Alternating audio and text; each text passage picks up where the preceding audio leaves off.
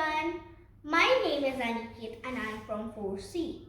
Today I am going to do a science experiment for the InnoFest.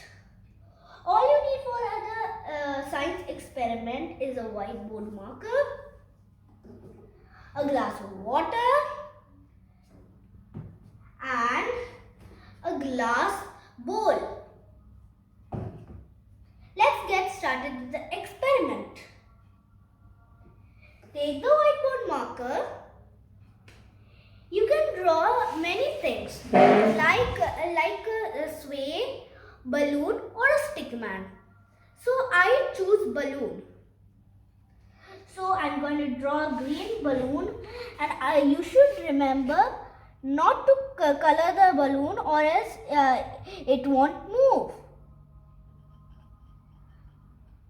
And also make your drawing darker so that this experiment won't fail. Now, last step, step 3 is to put a little water.